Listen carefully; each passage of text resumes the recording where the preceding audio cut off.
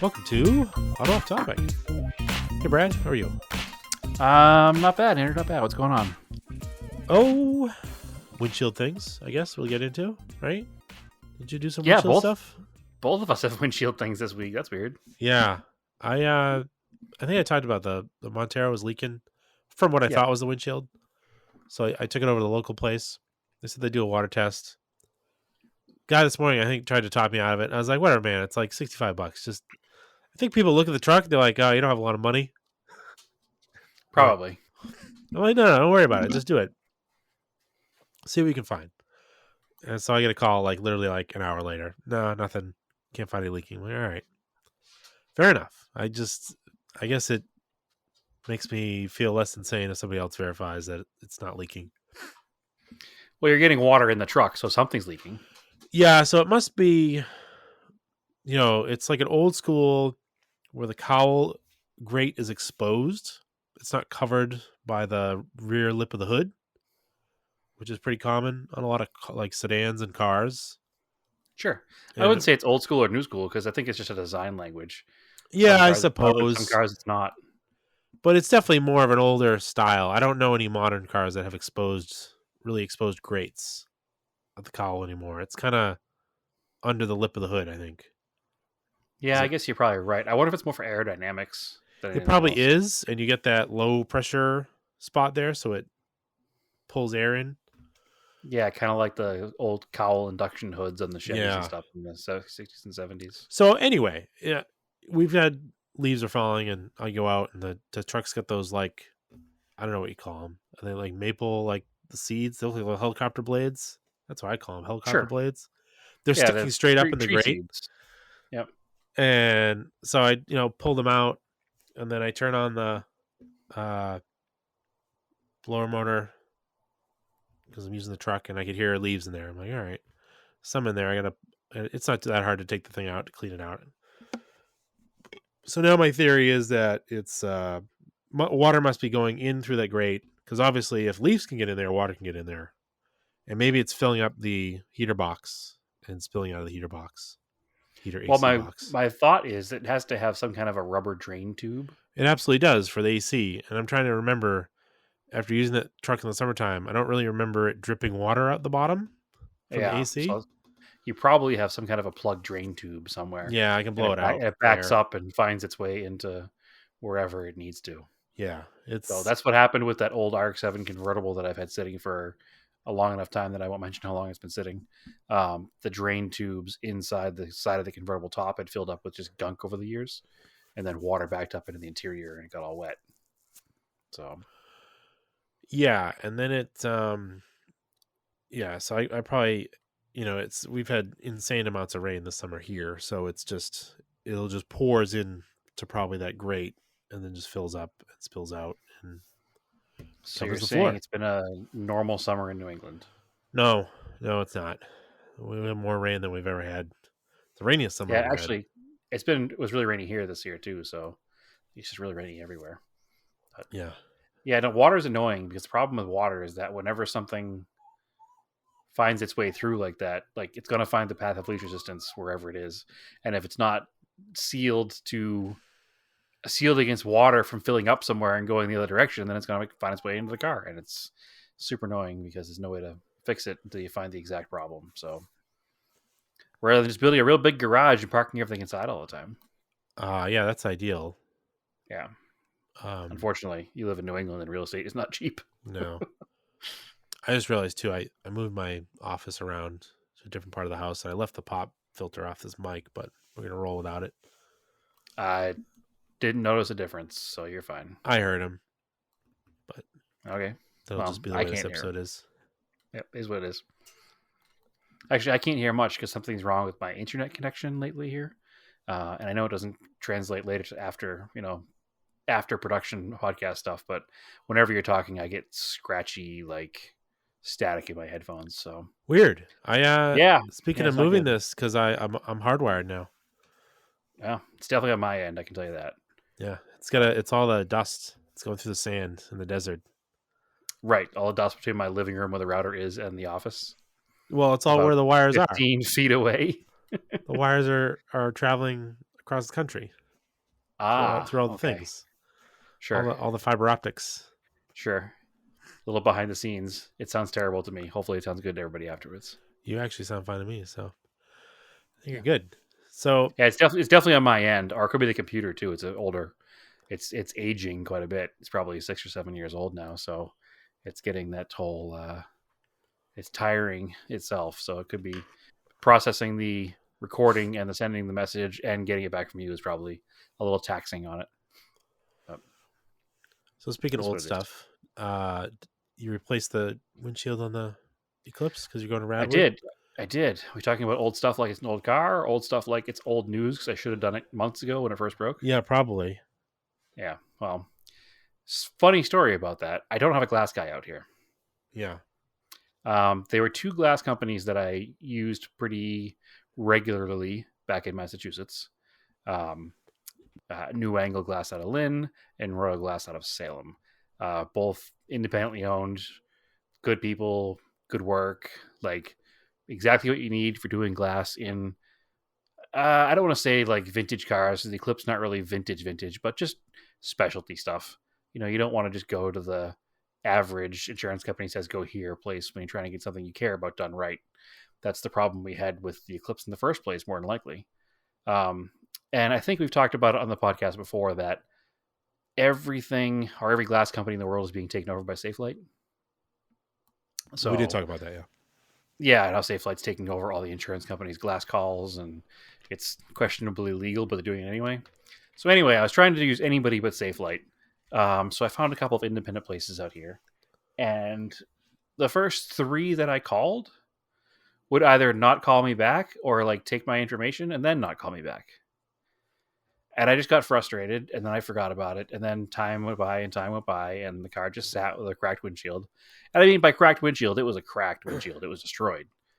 Because I'm sure people remember the story of closing the windows on the interstate on the way to San Francisco. And the pressure change caused the glue to let go in the left lower corner of the windshield. And it flexed to the point where the glue was still holding. And of course, cracked from there. So anyway, when was Radwood San Fran? July? Late June, I think. Late June? Oof. Yeah. So the car has been busted for a while.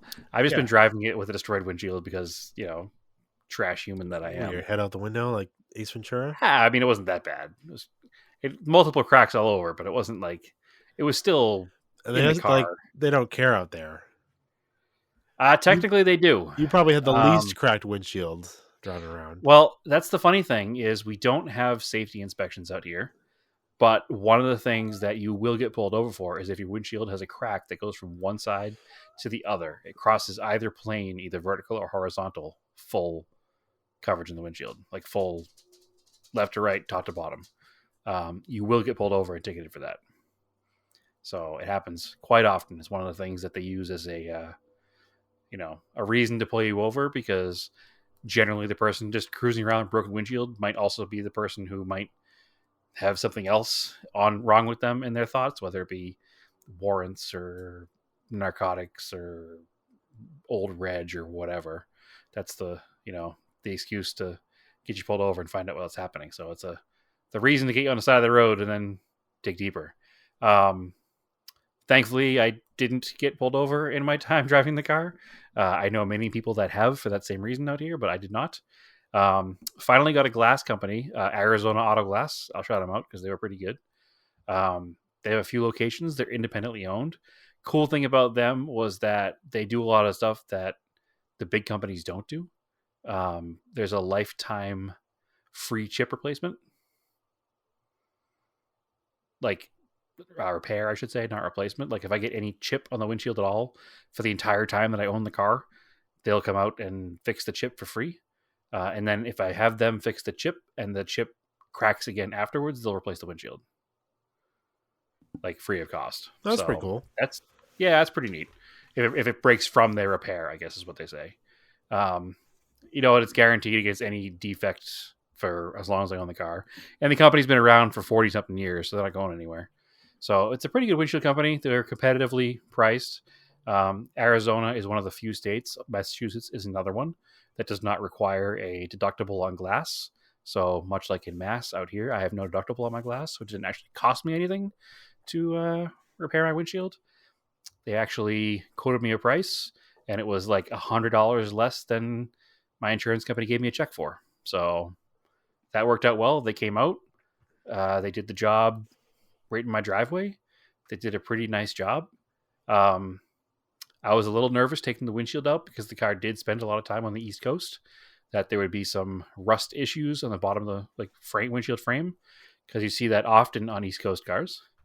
But thankfully, it wasn't too bad. There was some pretty heavy, scaly rust along the top driver's side edge, but it wasn't like the metal hadn't been eaten away. So they were able to just scuff it down and put some rust converter on it and put the windshield on top of that. The funny thing, or I guess, I don't know if funny is the word, the interesting / frightening thing was that they didn't have to cut the windshield out. Oh. Yeah. So I showed them where it started to release in the lower left corner, and I pulled off the flex tape that was holding it down. And they started to pick up the windshield to see where the glue is still holding on. And they got the windshield completely in their hands, except for the passenger side A-pillar. Oh. Yeah, and they had to actually use just a razor on one little section there. So the only thing holding the windshield in was a little bit of the adhesive on the passenger side A-pillar and the flex tape on the lower left corner. Wow. So that's not ideal. Nope. So the windshield cracked about 6 hours into our 12-hour drive to San Francisco. Yeah. So we were at the point of may as well keep going. So we drove all the way there with a broken windshield, held in by almost nothing, and all the way home. The wind and for the past blowing few on months. I mean, it was pushing it down theoretically, right? Yeah. So sure. Yeah, you didn't drive backwards really fast, so. No, with unfortunately. The windows open. But one of the things is that the windshield is an integral part of the structure of a car. Yeah.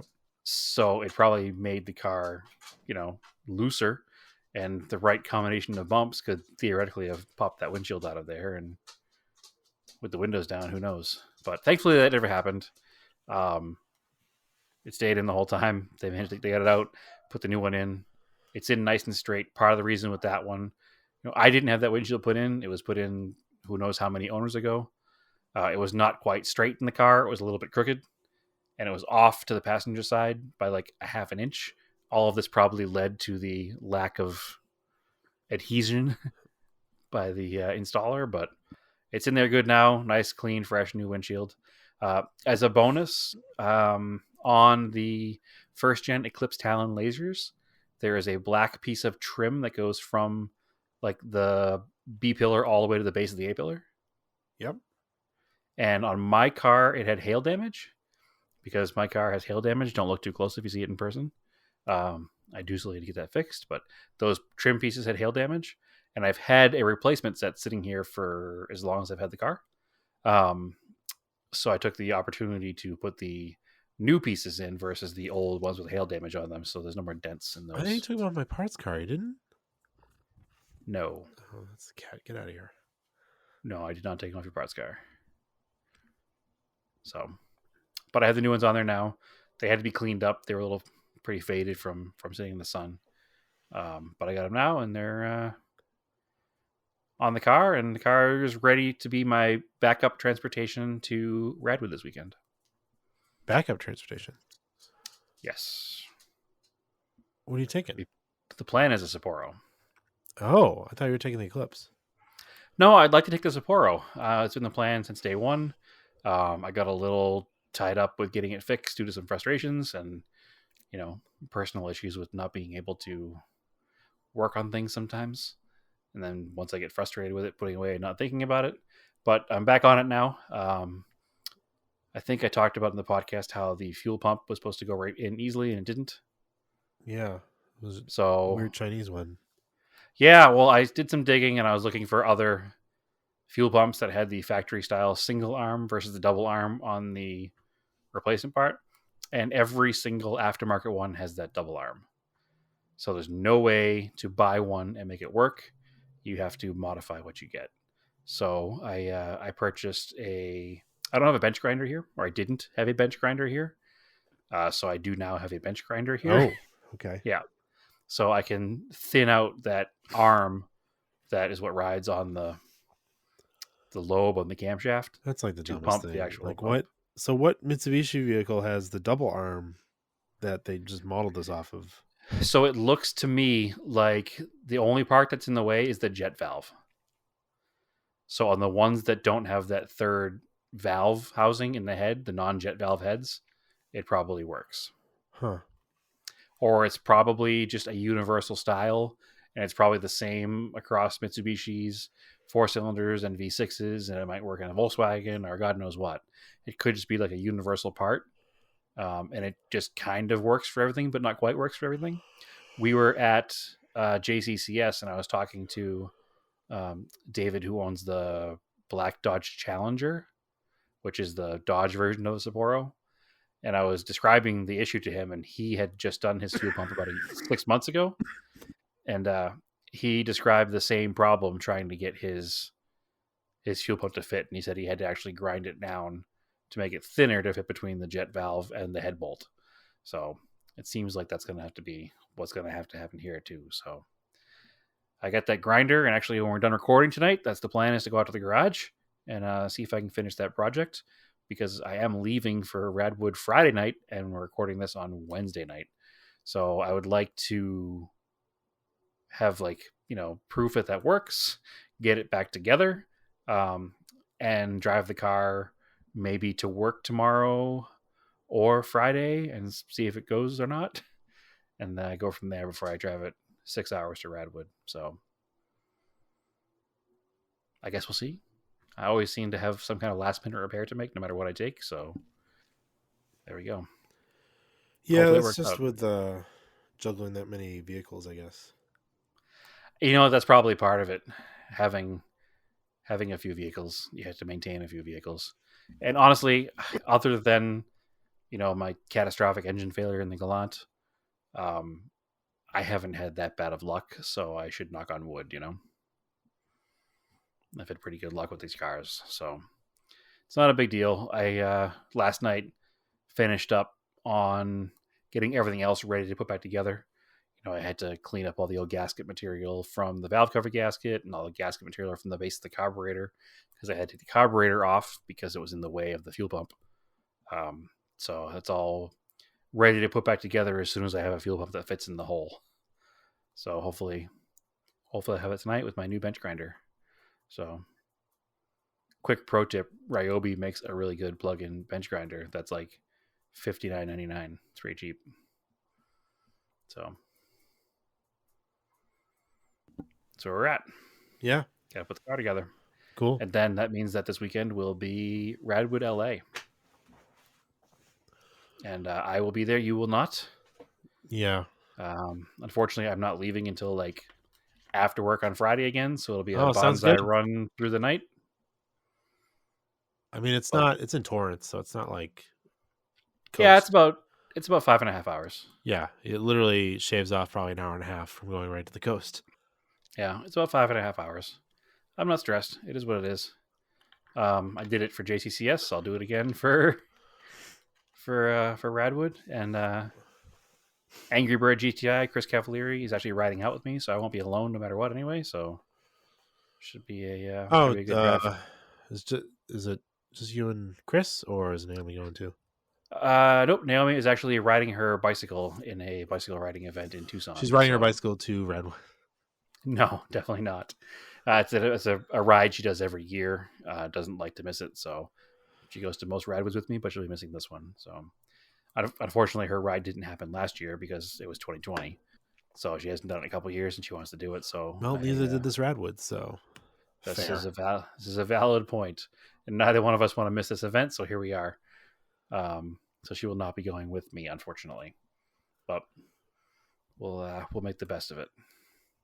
So unfortunately, there's no caravan going at that time of day, so we'll be going out by ourselves. But if anybody who is in the Phoenix area listening wants to caravan out with somebody, there are a few leaving at a few different times. And if you message me on Instagram, I can probably get you set up with one of them. Who else is going? There's a bunch of people going that I know. So our friends Laserhawk with his Miata is heading out there. Yeah. And it's actually a Miata meet the night before Radwood. So if you have a Miata, I think it's KNOID is the name of the Miata group. Oh, yeah. That meets out there. So they're having a big meet the night before Radwood. Greg and Becky with all the Nissans are heading out there. I don't know. There's a bunch of people going out. I'm going to forget who's going, but there's tons. I was talking to Tyson today. He's going out with a big group of Acura people. So there's quite a few. If you've got like a Honda Acura, it's kind of like a homecoming show. Yeah, well, they definitely have to go to that for sure. I mean, especially Tyson being the, Acura guy that he is. He's like Acura's #1 brand ambassador. So I think he was actually there for the Integra reveal, and he's going back for Radwood. So is our buddy Ron bringing any of his Hondas? Oh yeah, Ron is going, but he's leaving well before me. He's bringing out the Starion and his recently imported right-hand drive 95 Prelude. Cool. Our friend Mike is going with the Capri RS. So, I mean, there's the amount of people going is just, it's going to be a big show, obviously. Sorry, you can hear my dog crying in the background. That's right. I was on mute because I was coughing. So, oh, perfect. This is nothing if not the most professional podcast you've ever listened to. This is how we do it. Yeah. I think that coughing and dogs and cats in the background is just like, since 2020, it's just acceptable anyway. Kids screaming, yeah. Yeah, I mean, I watch professional on like NBC recorded shows that had like cats in the background, so I'm not stressed about it. Oh, totally. Yeah. All part of the new normal. But what do you got coming up, Andrew? I know you got something pretty important happening pretty soon. I do? You do? Oh. It involves right. getting rid of something, and then we can talk about other auction things afterwards. Yeah. Well, real quick, before we get off Radwood, they are debuting they're not debuting it, but they're going to have a public showing of the new Integra there. So yeah, I think it's like the second public showing of it since the initial reveal, which was a press-only event. So it might be the first actual public showing, I think. Yeah, we'll talk about it because we do have opinions, but I wanted to let you at least look at it in person first. Sure. And then we'll talk about it. So maybe next episode or the episode after. The TV show The Critic. It stinks. That's our... Hey, maybe not. That's our without seeing it in person opinion. Only from one view. I'm saying the side profile, not good. Other views, looks pretty good. Well, side profile on paper, looks the specs looks really good. Yeah, I have no issue with the mechanical specs of the car. Everything sounds good. The power to weight, 6-speed manual, everything seems like it's the right enthusiast, combination of parts. But it does kind of look like a duck-billed platypus from the side.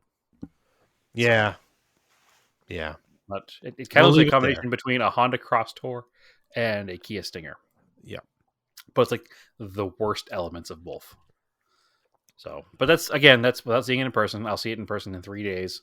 And come next week, I'll give you my absolute opinion on it.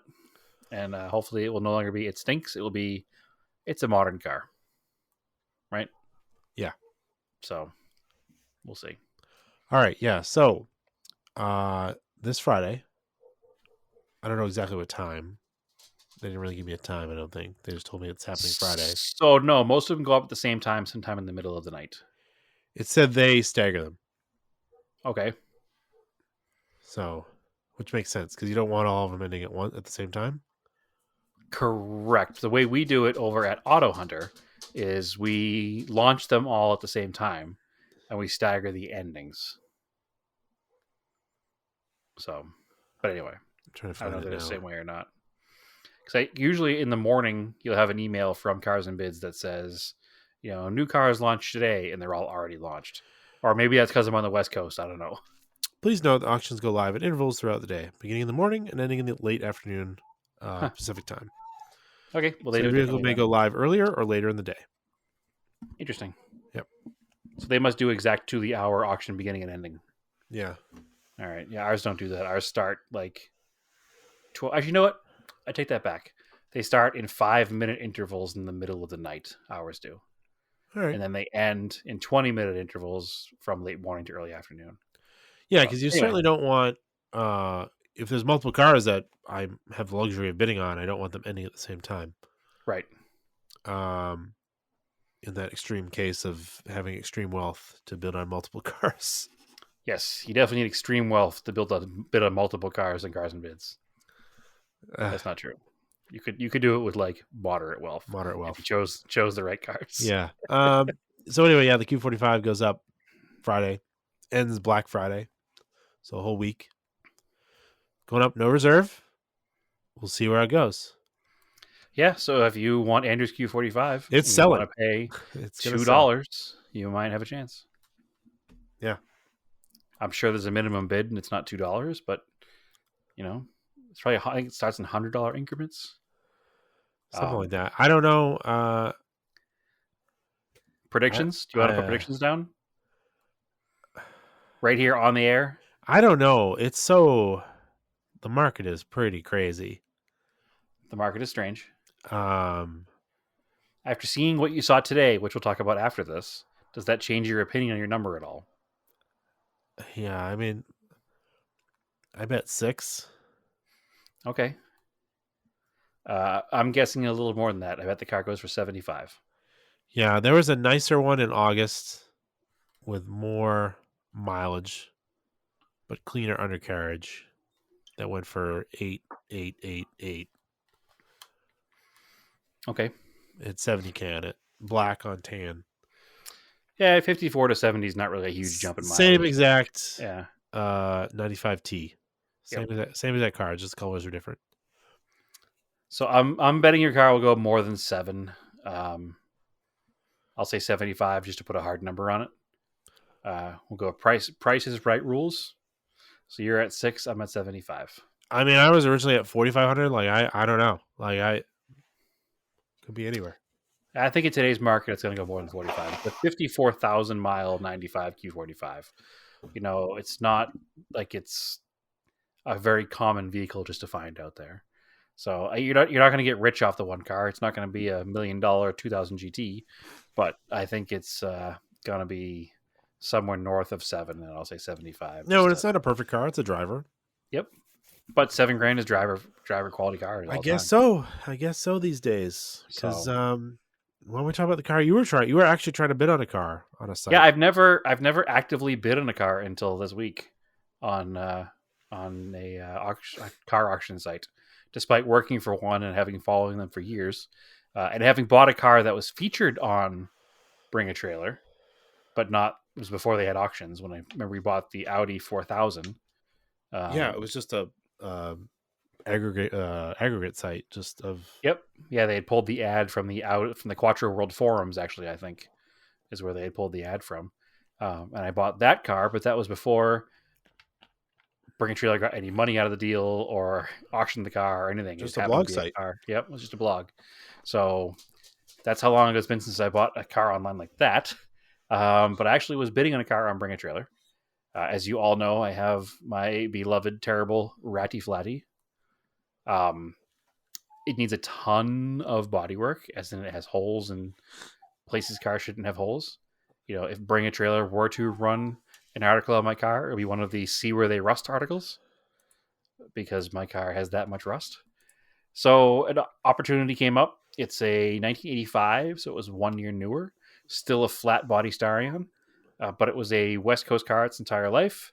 It lived in northern Nevada, so it did have some undercarriage surface rust on the mechanical parts because they do get winter and snow and whatnot up there. Some people were aghast by it. Yeah. For New England, we were like, oh, that's barely anything. That car's mint. So the plan was that because people were so aghast about it, and because they had a cracked windshield and the headlights were stuck up and it had mismatched mirrors, one of which was missing the glass, and it had a broken tail light. I didn't even look at it closely. It had a dent in the quarter panel.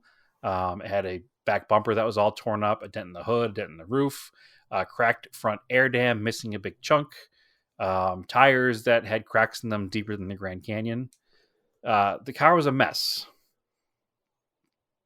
compared to my car, it was a brand new car, but the car was a mess. The interior was absolutely immaculate. All original tan cloth, which you don't ever even see. Most of them are leather. I had the original wheels. It was a one owner, 110,000 miles, I think, on it. So not like a super low miler or anything, but it was a well-worn car. In fact, when I showed it to people at work, they said, "What are you doing? This car is a shitbox." And then I proceeded to show them pictures of my car, and they went, "Okay, this car is fine." So it had a lot of issues. And because it had a lot of issues and the car was going off at no reserve, I was like, you know what? I'm going to wind up buying this car because it's going to go for sub $3,000 because it's Bring a Trailer. They don't want ratty old cars. I'm surprised it even made it past their curation. So I'll buy it cheap. It's not far. It's actually only about 20 minutes from frequent guest and good friend of ours, Bradley Brunell. It's not far from his house. So I called him and I was like, hey, if I win this car, can you collect it for me and then park it for a few days until I can get a flight up there and drive it home and get some tires for it? And he said, absolutely, I'm totally down. He said, if it ends before Radwood, I'll even bring it to LA for you. So I was like, cool. So I put my bid in at, I think it was at $1,400 when I put my bid in. So it's interesting when you bid on Bring a Trailer, they do hit your credit card for a hold. Yep. But they hit your credit card for a hold of whatever the 5% buyer's commission would be, or their minimum of $250 buyer's commission. I think I bid on that Renault. Okay, yep. It was like $500. Right. So they held $250 off my card. So I'm already out $250.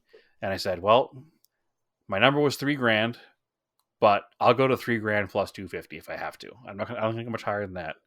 I think when we woke up this morning, the auction was at $1,696. Yeah. And in my head, I was like, you know what? I'll go to like 32 because I'm not going to lose the car over $200, right? Right. So I'll go a little more. Maybe somebody else is out there saying the same as me, and then $3,000's the number, and I'll hit it to 32. Because anything under $5,000 or $10,000 on Bring a Trailer gets bid up in $100 increments. I mean, or more if you want, but the minimum bid is $100. So I woke up this morning, it was $1,696.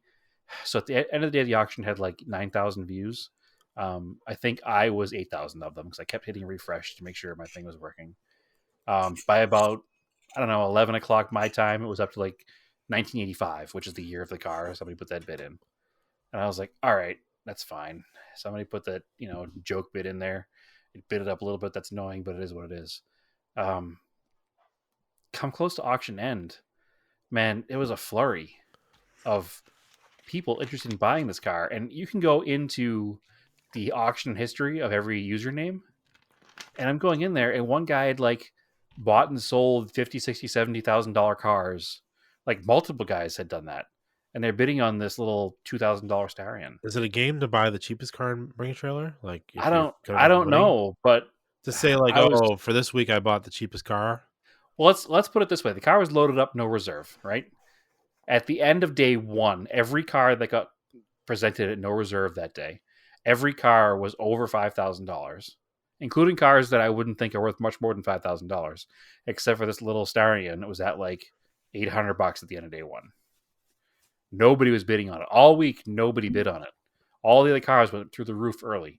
By the end of bidding on this car, the guy who bought it paid $6,300 for a ratty, flat Starion. And it just kind of blew my mind.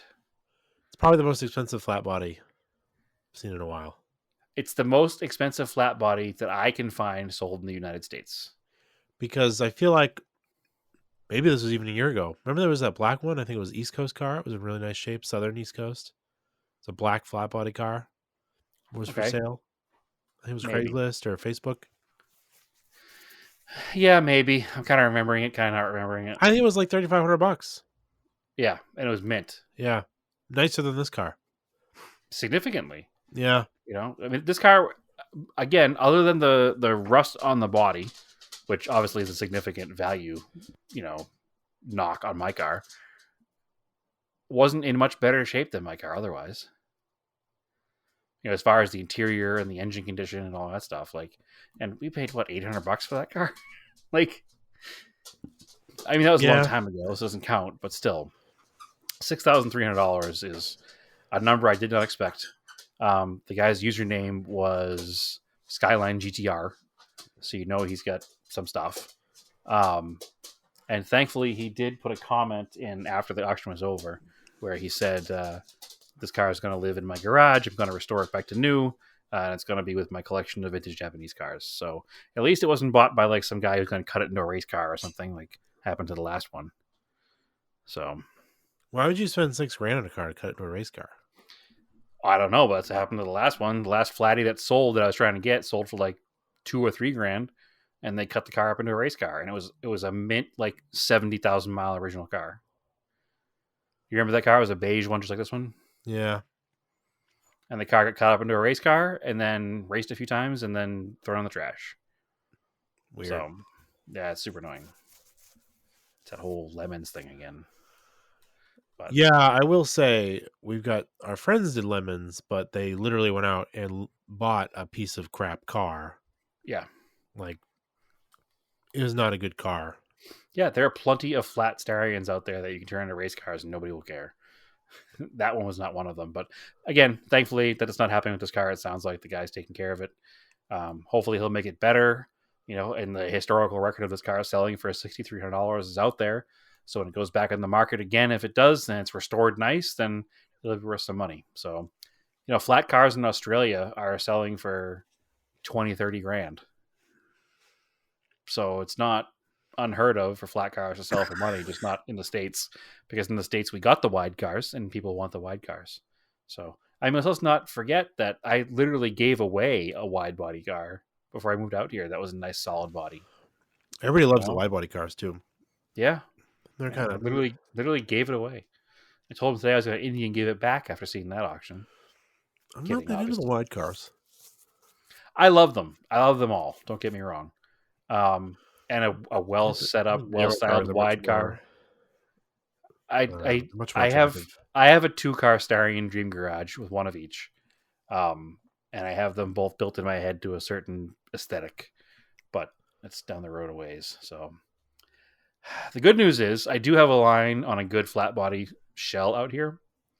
The bad news is I haven't jumped on it because it's an automatic car, and even though it's here and it's dry and it's pretty straight, it's been sitting in the desert for a long time and it will need a lot of attention. So I haven't jumped on it, and the automatic will require switching over all the pedals and all the hydraulics and all that. So it's not as simple of a project, So this car was literally perfect because all the stuff that was broken on this car, I have good here waiting for the car. And it was a nice straight body that wasn't just parked in the desert forever with everything dry rotted. The car literally was run a few times a year for its entire life, having been driven regularly until 2015. Yeah. So it was literally the perfect candidate for what I wanted to do. The plan would have been to drive it as is, fix the minor little things on the car, and strip down my car that I have here into a shell, and slowly restore all the subframes and that stuff, and then move them over to this car, and then have this car painted and have a perfect flat body Starion for significantly less effort than trying to fix my wrecked and rusted one. So the plan is still out there. I actually need to find the right shell, and I need to decide if it's worth doing that with the automatic shell or not, Yeah. So anyway, it was frustrating. But on the same note, we're complaining about a $6,300 Starion for sale, or sale on Bring a Trailer. The same day, a $33,000 AE86 Corolla base stock kind of worn out car sold for $33,000. Yeah. So, yeah, it's kind of crazy. I guess we got to take it in stride that it's car prices are just ridiculous. And also, we've talked about this before. Bring a Trailer is not where you get deals. No, it's not. I was hoping this was going to be the one time where it was. But yeah, maybe. And honestly, I wasn't even looking for a deal. I thought that $3,000 would have been market value for that car. Yeah, it's just so competitive for even just scraps, apparently.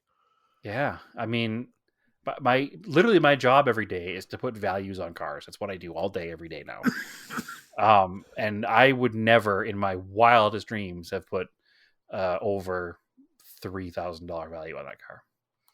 So it is what it is. I also wouldn't have valued a kind of shabby looking A86 GTS Corolla for 33 grand either. But nope. What do I know? I don't know. People are bored.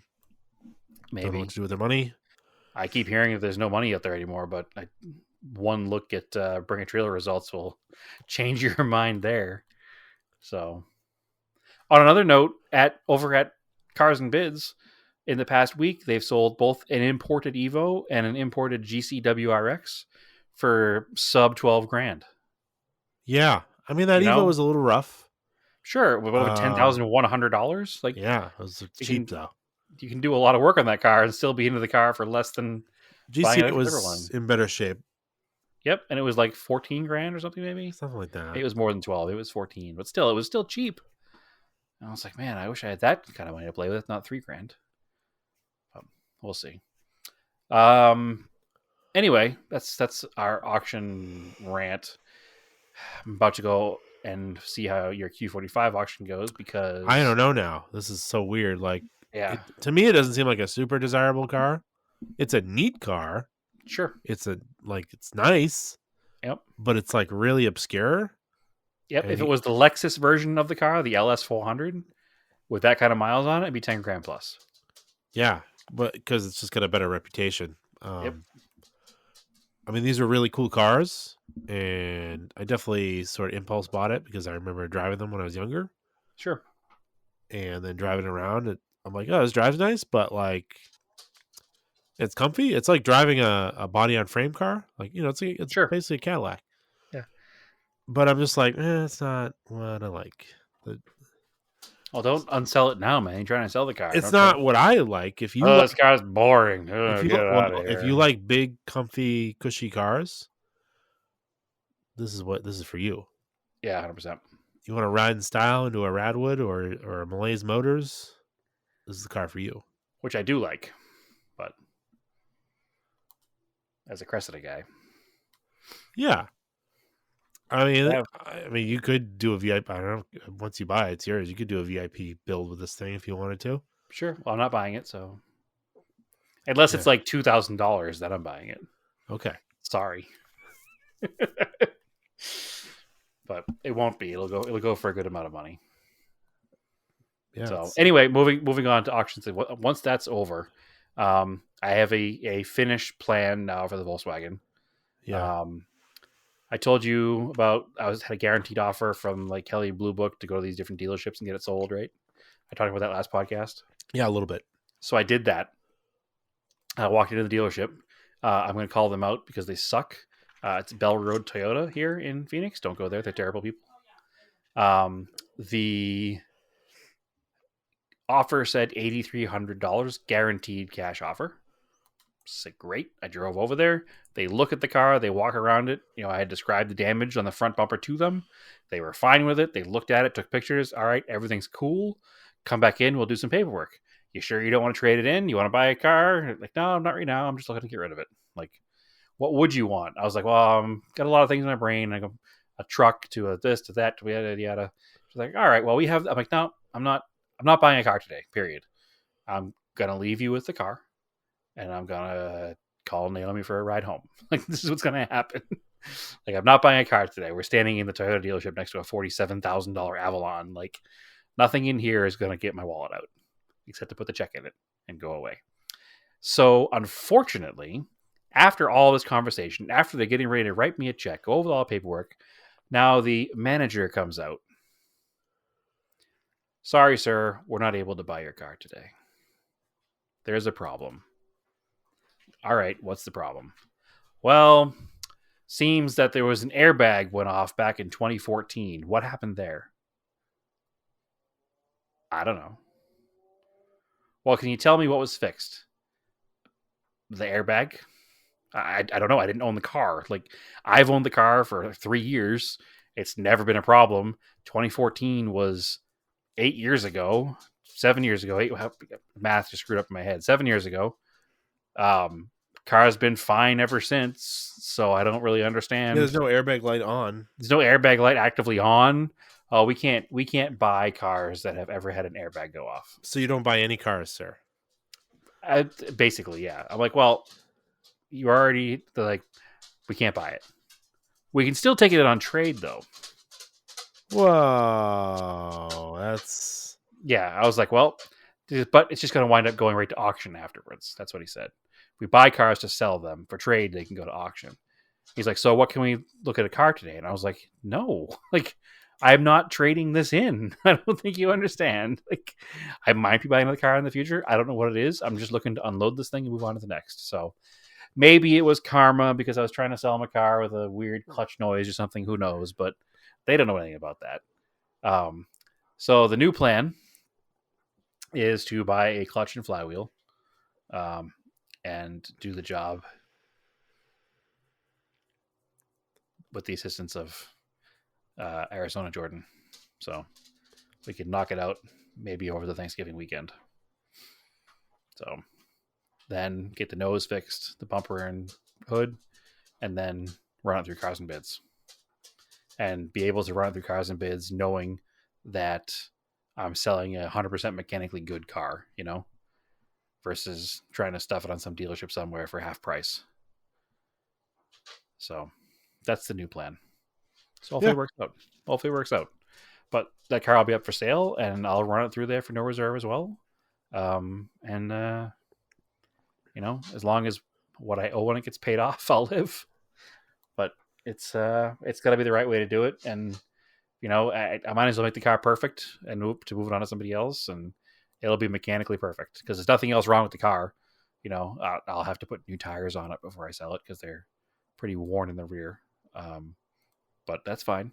I'll make all that money back, hopefully, by having the history of having it all done, having pictures of it being done, having all the history before it of maintaining the car.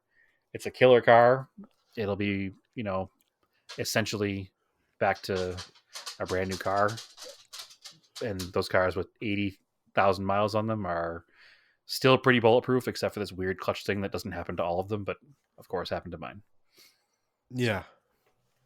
I'll be looking at probably about $1,000 to the clutch instead of the $4,000 to $6,000 the Volkswagen dealer had thrown out there. So, is what it is. Nothing else I can do about it now, right? Nope. So that's the plan. It'll get done right, and then keep an eye out for that car being for sale. And if you're looking for a very well maintained, perfectly mechanically conditioned diesel Volkswagen 6-speed wagon, that'll be the one. Yep. So that's what it frustrates me a lot because I have taken incredibly good care of that car. I followed the maintenance schedule to a T. Right down to the minutia of the maintenance schedule of having the brake fluid flushed and the air cleaners done when they're supposed to be done. And to have something go wrong after all that is just. Well, that, and you don't tow with it. You're not a bad driver of manual transmission. No, I did tow a trailer with it, but it wasn't I didn't tow it was a pretty lightweight trailer. If that trailer weighed 1,000 pounds, actually, I can tell you exactly what the trailer weighed. If I looked it up, because we weighed each tote we put on it. We know what the trailer weighed. It was sub 1,000 pounds. So yeah, and it's also annoying because those components aren't worn out. No, the clutch works fine. The flywheel broke, didn't wear out. Yeah, I guess what happened is, I don't know if I described how it works, but the dual mass flywheel. So basically, it has these giant weights in it. Kind of picture like an automatic winding watch that has the counterweight in it. Yeah. It pretty much has these giant counterweights in it with rubber isolators that absorb the impact of releasing the clutch pedal. Yeah, it's kind of like a sprung clutch disc. Yeah, so it smooths out the engagement of the clutch and it makes it feel more like an automatic transmission car to a passenger, which is what it is. I'd be fine without it. Most people probably would too, but they did it anyway, and they do it in all their manual transmission cars. They have since the Mark IV Golf and the B5 Audi. They've done that dual mass flywheel thing. I've had other cars with dual mass flywheels. I've never had them fail. I had a Mark IV Golf. I had a B5 Audi. Never had an issue with that stuff, but here we are. There is a kit out there to convert to a single mass flywheel. It Yeah, you winds said up this. costing about the same as the dual mass. Yeah, you said it ruins the transmission. Yeah, and the more I read about it, the more that's true. For diesels. With the 6-speed 02J, I think it is, minutia of Volkswagen transmission codes. With the 6-speed, it accelerates wear on the synchros by not having the dual mass. On the 5-speed, it's fine. So unfortunately, this is a 6-speed. I'm not going to do the conversion because I don't want to wind up ruining the whole transmission for me or future user. Yeah, and then somebody's going to know that, and if you go to sell it, they'll be like, well, this has said that the conversion is wrong. Yep. So it doesn't cost about the same, to do a dual mass or a single mass conversion. So I'll just live with the dual mass. I'll get it done, and I have access to a lift to do this job, it sounds like, so I should hope make it a little bit easier. It looks like, experienced mechanics do this whole swap in 4 hours, so I figure if I book myself 12, I'll get it done. I don't know if I'll get done in 4 because I'm not experienced as a mechanic as some people, but I'll have the help of a mechanic with me, and we'll see where we can go. But it'll be good to get it done. And you know what? After it's all done, I'll be able to sit back and be like, I did that, So I guess that's satisfying in its own right. But yeah, so it will be for sale after that. And then we can really get down and dirty about what the next car will be for a daily. So there's been like a half a dozen cars I almost pulled the trigger on at my own auction site. So maybe I'll just pull the trigger on something over there. Yeah. But we'll see. We'll see what happens. But that's where we're at. Got anything else to talk about today, Andrew? I got some film back from JCCS. Okay. And so I shot slide film, which is Ektachrome 100. That's fresh stuff, brand new. I saw those pictures. They're good. Those look cool. Yeah. And I have this. I bought probably 12 boxes of it. This Mitsubishi film off of eBay. Sure. And I had it way back. I mean, I've used it in. I think you got it for the first Radwood we went to, didn't you? Ooh, maybe I did. I think you did because you had the whole get up with the vintage boxes and everything. Oh, maybe it is that. Maybe I did have it that long ago. Maybe it was a different Radwood. I've shot at a couple Radwoods, I think. Yep. And it's usually like it's a cool look. It's kind of worn out. Looks like expired film. Sure. The lab I use, the guy's like, expired film. Just buy fresh stuff. It's better. I'm like, Does he get annoyed with you? Yeah, because I mean he's a film guy. Like, there's plenty of beautiful brand new films you can buy. Yep. It's just kind of it's just trendy to buy expired stuff and shoot it. Sure, and you get different effects sometimes, and so sometimes it's a desired effect, and sometimes it's yeah, the ones that came back. So that's the other thing. So these stupid rolls are only 12 exposures, so it costs like $12 to develop 12 exposures. Where if I shot a fresh roll of 36 film, 36 exposure, it's the same money, right? So it's less, so that's kind of annoying, but they're like bright pink. Yep. It's weird. It's like missing a whole color. Yeah. So I'm trying to remember how so when they make film, each color, it's like, yellow, cyan, red. They're all kind of, it's like a inkjet printer. It's the same colors, right? Sure. So those are all kind of embedded in the emulsion. And then when it's processed, that's when they come out. But when film ages, I think the blue is what initially ages out first. Okay. And so that's why it's not there. I believe the official name is cyan. Cyan. So when I believe that ages out first. And this film is from like 2006. And it's weird. Like, I guess film just ages from background radiation in the atmosphere. That's what destroys it. So that's why you keep film in a refrigerator. Okay. So it's cold, dry, dark. And you keep it in your basement with all that radon. No, actually, Probably know better. it's in the it's definitely it's the film/butter drawer in the Okay. refrigerator. Maybe it was all the butter got to it. I don't know. Maybe. You problem is you put it like some margarine and it was all upset. Didn't know Yeah. what to do. So I mean, they look kind of cool. Like it's They're funny neat. because they're They're like very really pink. they're very pink, but they're not like granulated. Like there was one Yep. time I shot a super old roll. There's pictures of the Colt on it, and it was just so deteriorated. Like it was really grainy. It looked really Yeah, bad. the pictures of the Colt were kind of neat though, because it kind of fit the Yeah. aesthetic of the Colt. Kind of granulated and bad. And you can do stuff like, you can turn them black and white. And you could color correct them in Lightroom, but it's like whatever. It's kind of that's the fun of it that they turn pink. So Yeah, it'll be neat to color correct them and see what they look like. It's funny because the first picture I saw was the picture of that Infinity M30, which had the bright red windows. yeah, So I was like, oh, I wonder if there was some kind of weird like the light sensor did something weird, the reflecting of the red. But nope, it was definitely just no, because it doesn't have that anything to film. do with.